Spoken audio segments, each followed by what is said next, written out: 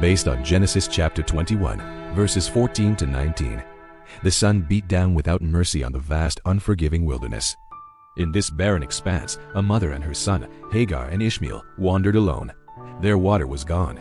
Hagar desperately squeezed the dry, empty leather skin, but only dust escaped, mimicking the swirling desert winds. Their journey had reached a desperate end.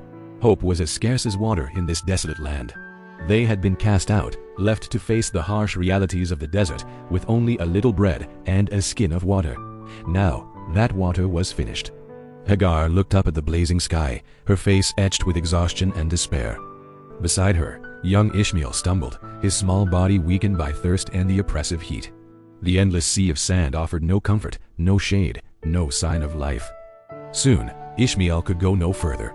He collapsed under the scant shade of a withered bush, his weak cries for water tearing at his mother's heart. Hagar watched him, her own tears carving paths through the dust on her cheeks. The sight of her son, so close to death, was an agony she could not endure. The love of a mother, faced with the ultimate powerlessness, is a pain beyond words. Unable to watch her child suffer any longer, she made a heart-wrenching decision. She placed Ishmael carefully under the bush and walked away, about a bowshot's distance. She couldn't bear to see his final moments.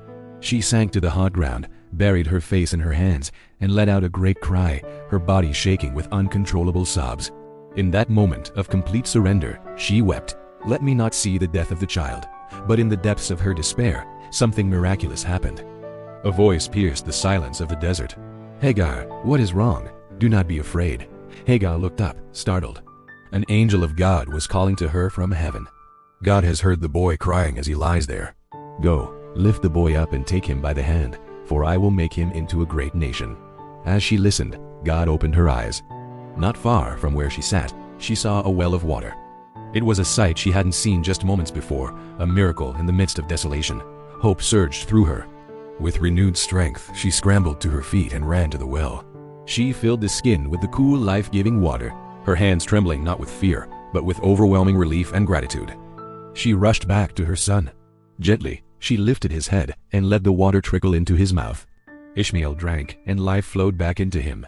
Hagar held him close, her heart overflowing. They were saved. God had not abandoned them. He had seen their suffering, heard their cries, and in His mercy, provided for them. From that day on, God was with the boy as he grew up, and the promise of a great nation began. If this story inspired you, please show your support. Don't forget to like, share, and subscribe for more stories of faith and hope. Thanks for watching.